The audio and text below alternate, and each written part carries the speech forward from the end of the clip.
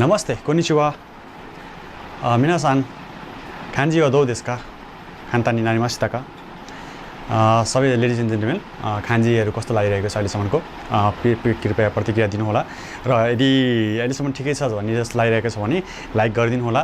त्यसबाट म बुझ्नेछु कि राम्रै गइरहेको छ, सबैले राम्रै सिकिरहनु भएको छ र यदि बुझ्नु भएको छैन भने चाहिँ त्यसलाई डिसलाइक गरिदिनु होला, जसले गर्दा चाहिँ म सम्झिनेछु अलिकति डिसलाइक भनेको चाहिँ बुझ्नु भएको छैन भनेर अलिकति सुधार गर्ने क्रममा हुनेछु र नबुझेको कुराहरू चाहिँ लगभग सोध्न सक्नुहुन्छ मलाई है।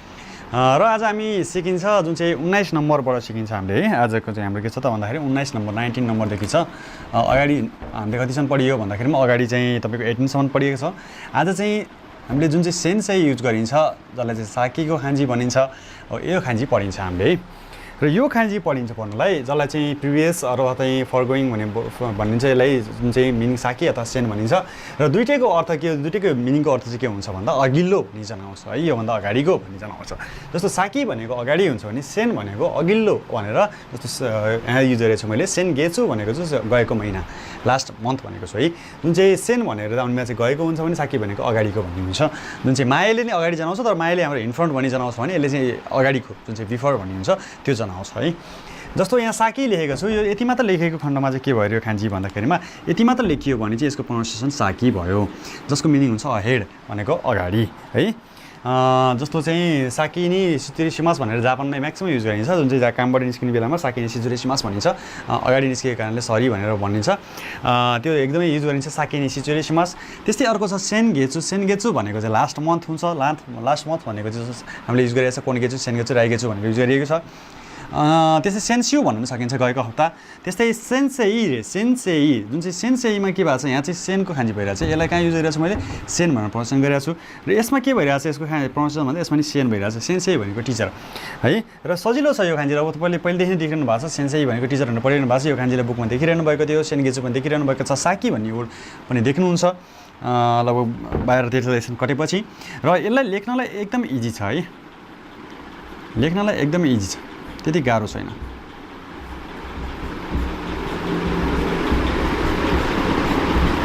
त्यति सजिलो के अरे गाह्रो छैन यो लेख्नलाई है। जस्तो फर्स्ट स्टेपमा हामीले एउटा चाहिँ यस्तो धर्को दिन पर्यो यताबाट गरेर, सरी म यो स्टेपलाई लेख्दिनँ है, म यो किनभने अलिकति राम्रो लेखेन। यसो गरेपछि 1 स्टेप भयो अरे, यसो गरेपछि 1 भयो, त्यसैलाई चाहिँ क्रस गर्न पर्यो, बिचबाट क्रस गरेपछि 2 भयो स्टेप है, यसैलाई क्रस गर्नुहोस् 2 भयो। त्यस्तै यसैलाई चाहिँ मुनिबाट एउटा चाहिँ धर्कोले हाँडा कोडिदिनुहोस् यसरी, यो भएपछि के भयो 3 स्टेप भयो। र यसैमा यसरी घुमाउनुहोस् 4th स्टेप भयो, यसैमा यसरी घुमाइदिएपछि के भयो त 5 स्टेप भयो गरेर हाम्रो साकीको खान्जी बन्यो है। यसलाई राइट गर्न सक्नुहुन्छ, 1 स्टेप भयो, 2 स्टेप, 3 स्टेप, 4 स्टेप, 5 स्टेप भयो है। राइट गर्नुहोस्।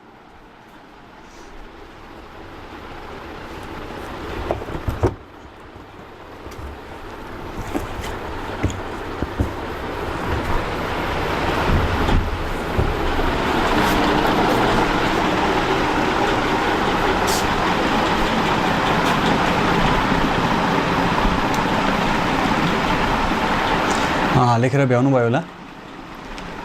यसलाई प्रोनाउन्सिएसन गर्नुहोस्, यो देख्ने बित्तिकै के भनेर प्रोनाउन्सिएसन गर्नु पऱ्यो त साकी भनेर प्रोनाउन्सिएसन गर्नु पऱ्यो। त्यस्तै साकी भनेर प्रोनाउन्सिएसन भयो, नेटन ठाउँमा अगाडि भन्नु पऱ्यो भने साकी नि भनेर युज गरिन्छ। त्यस्तै सेनगेचु आएको ठाउँमा युज गर्न सक्नुभयो। त्यस्तै सेन्सेई भनेको टिचर भन्ने ठाउँमा युज गर्न सक्नुभयो, राम्रोसँग लेख्नुहोस्। त्यस्तै सेकेन्ड हाम्रो खान्जी रहेको छ जुन चाहिँ 20 नम्बरमा आएको छ, वातासीको खान्जी जुन छ, वातासी अथवा वाताकुसीको खान्जी छ। र यो खान्जीले चाहिँ के जनाउँछ त भन्दाखेरिमा आई भनेर जनाउँछ त र मेन मिनिङ चाहिँ यसको के हुन्छ भन्दाखेरिमा यसले प्राइभेट भन्ने काम गर्छ है। यसले के काम गर्छ त भन्दाखेरिमा प्राइभेट भन्ने काम गर्छ, निजी भन्ने काम गर्छ है। जस्तो निजी विद्यालय भन्नु पऱ्यो, निजी युनिभर्सिटी भन्नु पऱ्यो भने चाहिँ युज गरिन्छ। जस्तो चाहिँ म यहाँ मैले युज गरेको छु सी रिची दाइगाको भनेर गरेको छु। जुन चाहिँ यो खान्जी छ यसले चाहिँ के गरिरहेको छ सी मात्र भन्ने प्रोनाउन्सिएसन गरिरहेको छ है। सिरिचु दाइगाको भनेको चाहिँ प्राइभेट युनिभर्सिटी जुन चाहिँ निजी युनिभर्सिटी सरकारले लगानी नगरेर प्राइभेट जुन चाहिँ हुन्छ तिनीहरूलाई चाहिँ सिरिचु दाइगाको भनिन्छ है। जस्तो हाम्रो टोकियोमा छ चाहिँ तपाईँको सनसाइन सिटीको वालाको जुन संस्थान ग्रुप छ त्यसको छ चाहिँ तपाईँको छ टोकियो फुकुसियोको सेन्मन गएको छ। यसको दाइगाको छ एउटा जुन चाहिँ त्यो प्राइभेट भयो। त्यस्तै धेरै नै प्राइभेट दाइगाहरू हामीले जुन चाहिँ जापानमा भेट्न सकिन्छ, जुन चाहिँ पढिरहनु भएको मान्छेलाई थाहा होला। त्यसलाई प्राइभेट युनिभर्सिटी अथवा प्राइभेट भन्नको लागि चाहिँ यसको युज गरेर हामीले अरू पनि राख्यो भने जस्तो सिरिचु गएको भन्ने ठाउँमा सिरिचु गएको भन्न सकियो। त्यस्तै यसले चाहिँ के जनाउँछ वातासी अथवा वाताकुसी, यी दुई थरी मिनिङ जनाउँछ, वातासी अथवा वाताकुसी भनेर भन्न सकिन्छ अरे। वातासी अथवा वाताकुसी, वाताकुसी केटीले म भन्नको लागि वातासी प्रायः सबैले युज गर्छन् भन्नलाई पनि युज हुन्छ अरे। खास यसको अर्थ चाहिँ यो हुन्छ होइन। अनि त्यसपछि ओनोमी स्वर मात्र चाहिँ के हुन्छ त भन्दाखेरि यो हुन्छ अरे है। र यसलाई के गर्न सकिन्छ त हामीले भन्दाखेरिमा लेख्ने तरिका चाहिँ यसो गरियो फर्स्ट स्टेपमा। त्यसपछि यसै गर्नुहोस्, म एकै स्टेपमा सिकाइन्छु सजिलो स्टेपले। यसो लेखिसकेपछि ची लेखेँ कातानाको ची लेखेपछि तलबाट गर्नुहोस्, यसो गर्नुहोस्, यसो गरेर यसो गर्नुहोस् फेरि सरी यसो गरिसकेपछि यहाँबाट एउटा धर्को तान्नुहोस्, यसो गरेपछि वातासीको खान्जी बन्यो है। सजिलो छ, त्यति गाह्रो पनि छैन, लेख्न सक्नुहुन्छ राम्रोसँग। जस्तो प्राइभेट भन्न निजी भन्नको लागि हामीले यसको युज गरिन्छ।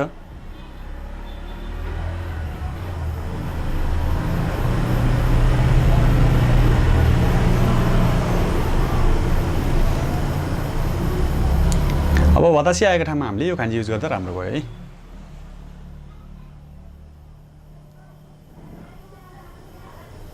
त्यस्तै अब नि हप्ता चाहिँ मैले आज दुईवटा मात्र खान्जी पढियो, हामीले 18 नम्बरसम्म अगाडि पढिएको थियो, 19 र 20 नम्बर पढियो। र यसपछि चाहिँ मैले तपाईँहरूलाई एउटा सानो इक्जाम जस्तो गराउने छु, जुन चाहिँ लेखेर खान्जी गराउने छु। त्यही भएर 20 नम्बरसम्म अहिलेसम्म पढ्नुभएको खान्जीहरू जुन चाहिँ 1 देखि लेखेर 20 सम्म, जुन चाहिँ मेरो भिडियो 2 देखि भनौँ 1 देखि मात्र 1 मा भएको छ 1 2 3 4 छ भन्नाले 2 भिडियोदेखि चाहिँ मेरो अहिलेसम्मको जुन चाहिँ 8औं भिडियो जुन छ यो भिडियोसम्म पढ्नुभएको खान्जीहरूलाई चाहिँ याद गर्नु होला। किनभने नेक्स्ट विक म एउटा खान्जीको लागि इक्जामको लागि गराउने छु, जसको चाहिँ म क्वेसन एन्सर गरेर देखाउने छु।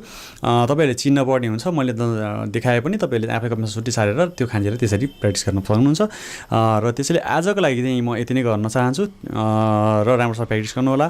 20वटा खान्जी अहिलेसम्म हामीले पढियो, त्यसको लगाउने तरिकाहरू गर्न सकियो।